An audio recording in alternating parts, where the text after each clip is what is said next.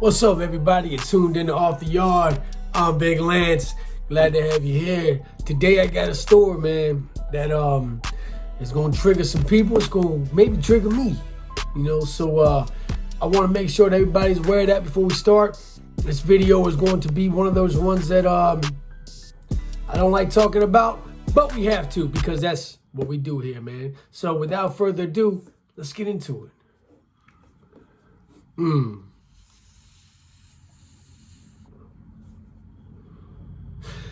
There's all types of individuals in prison, man. And people can hide themselves from you for a while. Sometimes a real long time, man, because you have individuals that will tattoo themselves up, make themselves look like a full, whole convict. But in reality, it's a facade. It's a costume. It's so we don't think to look and check and find out what's really going on. That being said, there's also individuals that look the part. You'll see a guy come in. Most of the time, it's an older white guy who looks like an accountant or Mr. Rogers. Have that kind of look about him, man, with the glasses and the little dumbass mustache, and you know the type I'm talking about. And those individuals usually are sex offenders, man. Those are the guys who are up in Walmarts taking pictures of little girls or the type of dudes that are hanging out in parks who will snatch your child, put them in the back of a van, take them to a undisclosed area, do heinous things to them, and sometimes then it ends up the worst. That being said, I was at Greensville for a while, and I tell a lot of stories about Greensville. A lot of us do, because it was a very, very bad place. It was not only like a Thunderdome, but it was also one of those places where they will slide those undesirables in, and you won't know. That's what they're in there for.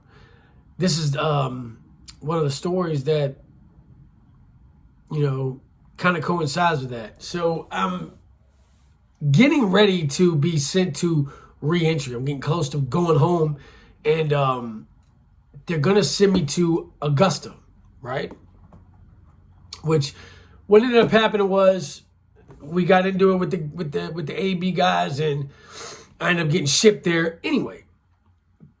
That's for another story. That's for another video. When you're getting close to going home, you tend to let more go, let more slide, because you're so ready to go. And it's so scary because people will try to trick your time up. They know you're going home. They're not going home, and they don't want to see people go home.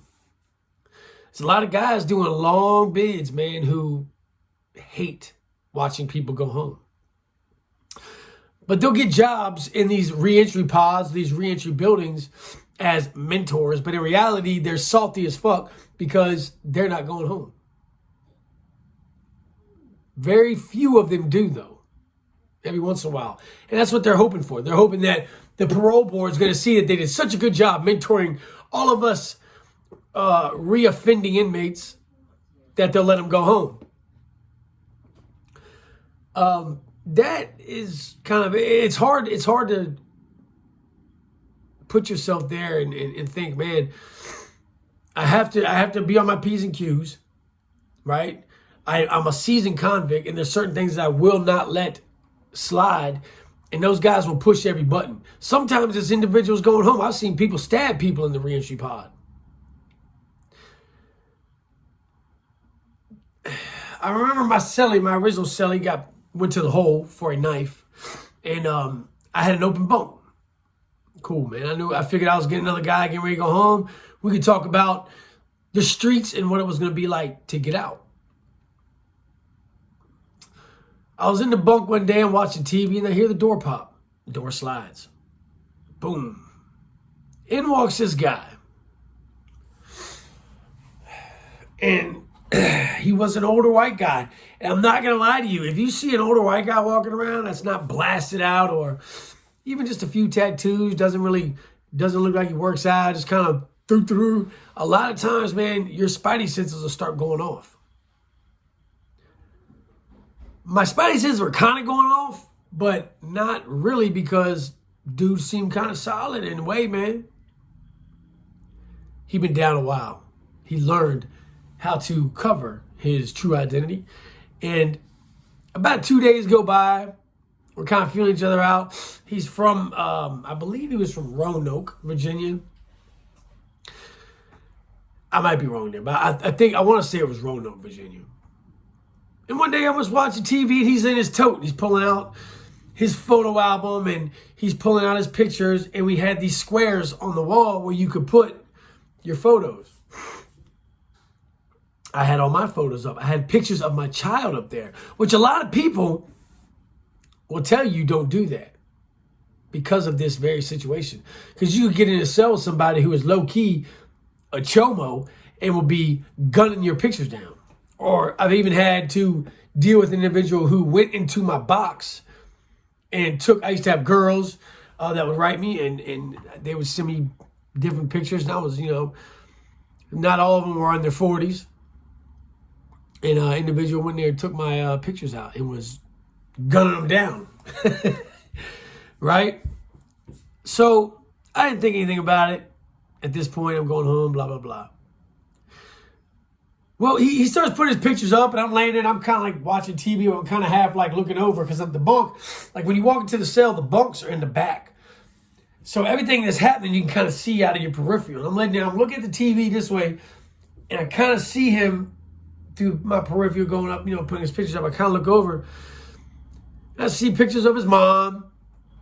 I saw pictures of other people in his family, but there was a young girl, teenage girl, that I kept seeing him put up. I was like, what's up, dog? I was like, putting pictures up? He's like, yeah, da-da-da. I was like, that's your mom? And I was like, well, who's that? Because he told me everybody who they were, what the relationship was, but missed her. And she was in a lot of the pictures. He said, oh, that's my daughter. I said, okay, you got a little daughter. That's cool, man. You ready to go home, dude? He's like, yeah, I'm ready to go home because we're in love. What? What'd you say? What'd you say? You say you're in love?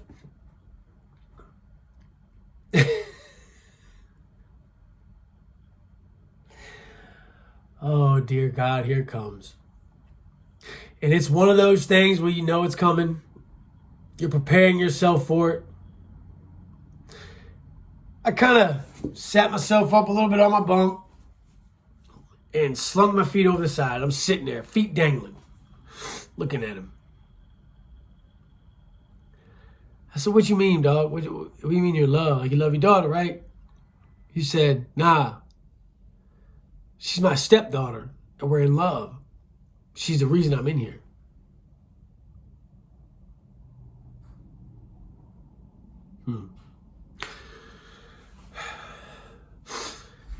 And every part of me is saying, don't ask.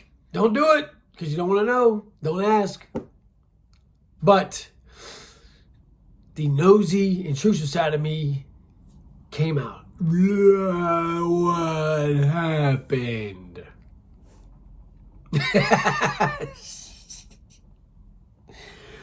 Why would I ask that? And by this time, I'm positioning myself. I got my legs dangling. My hands are not resting on the mattress where they are relocated to the edge of the bunk. So, and he's still putting these damn pictures on the wall. Like I'm just going to allow this to happen in my house. This is my house. I live here. And you're not going to put pictures of the little girl that you violated up on my fucking wall, dog. That ain't happening, Jack. No, sir. But he was thinking in his mind, because we had been kicking it, I guess maybe he thought I knew already. So I asked him again, dog, elaborate, dog. Be specific and be very specific on what the hell you are talking about and what the hell you just said.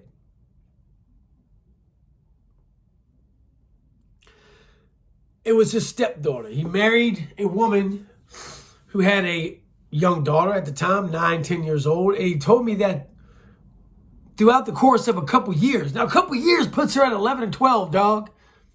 My youngest son's age, who is a baby. Mentally, physically, they're babies.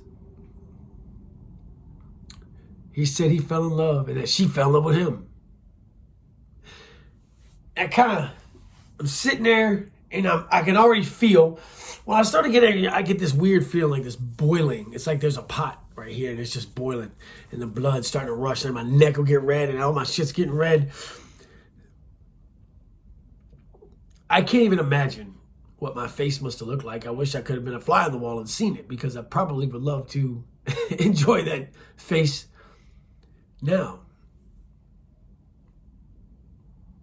God, this motherfucker, man. He told me, yeah, we started sleeping together not long after they moved in. He started sleeping together. Like on the couch, like watching a Disney movie. Were y'all watching Frozen and sleeping? Is that what you were doing? Please, Jesus, Lord, and everything that is holy, tell me that's what you were doing. But that's not, we all know that's not what he was talking about.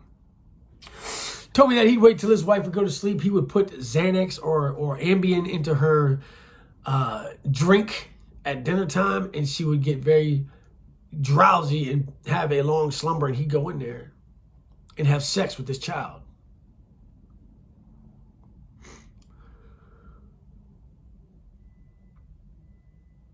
"11 years old, bro. Defenseless, helpless, and this dude is telling me that they were consensual and that they were in love." He went on to try to describe the act, and that was when I had it about fucking 10 minutes before that. I leaped off of the top bunk, and when I did, as I landed, I caught him with the right, boom, slid him to the back of the cell, and as I landed, I kind of stumbled forward, like kind of crawled, and when I came up, I kind of hit him again, boom, and by then I'm just letting him go, boom, whack, whack, whack, whack. And I'm watching his head kind of boom, boom, boom, boom, like when I'm like Death's fucking Bob, like that guy, bing. And I just kept hitting him and hitting him and hitting him. I didn't care about going to the hole. I didn't care about the charge. I didn't care about going home at that moment. Because in my eyes, God had put me there for one reason and one reason only. To get some sort of retribution for that child. And I'll be damned if your ass was going to stick pictures of that poor little girl up on my fucking wall so I'd have to look at her every day and think about the horrible shit you did. You, your fucking bullshit charge, your tote, your shit, your fucking pictures are getting the fuck out of here. And before the cops got there, I turned around and I went through his photo album and I took every single picture of that girl off and anything that was in that wall. And I put them in a nice little pile.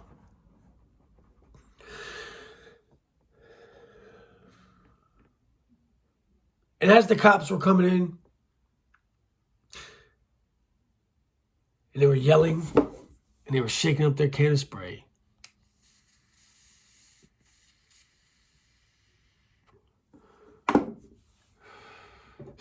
and they were picking his bloody face. And I tell you, when I tell you that dude's face was hamburger, it was hamburger. And the last few hits that I hit him, it felt like my fist was just sinking deeper into his face. And I loved every minute of it. I regret nothing about that moment. It was one of the finest moments I had in prison.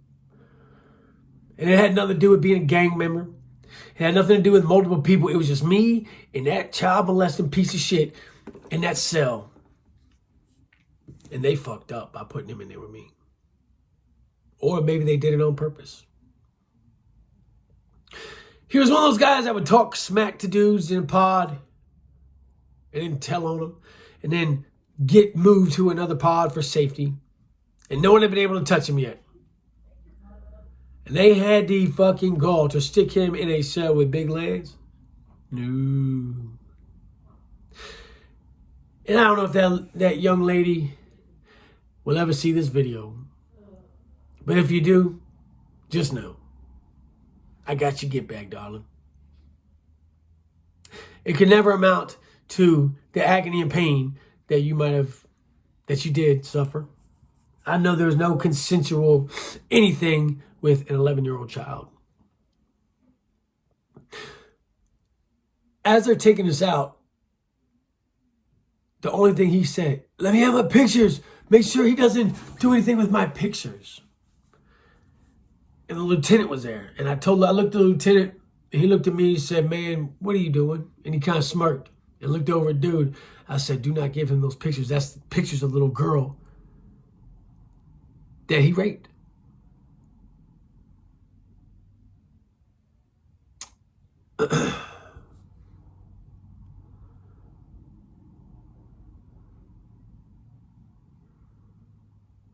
That's that.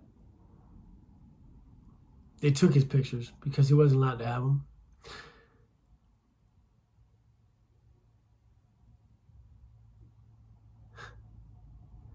Went to the hole.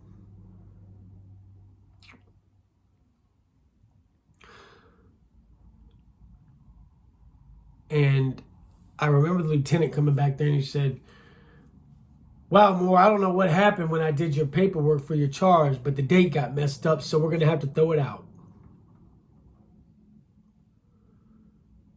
And they did. I didn't get the charge. He kept me in the hole for about a week. Let me back out in the yard. Shipped him to another compound.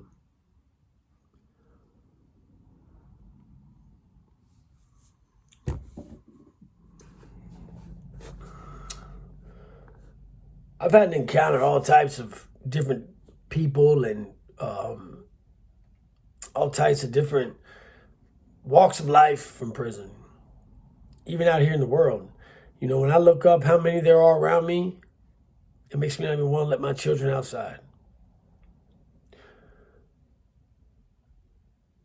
I can't imagine the grief that a mother must feel or a father when something like that happens to their child. You know, and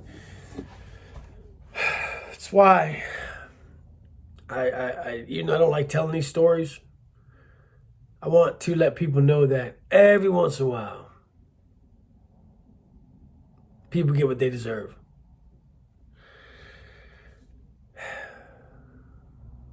Till next time, ladies and gentlemen, make sure we are all staying sucker-free. And in the meantime and in between time, it's always 2 L's and a bulletproof all. Thank you for tuning in to Off the Yard. If you haven't already, subscribe, like, notification bells, baby. And we'll get back with you. I promise you that. Stay up, y'all.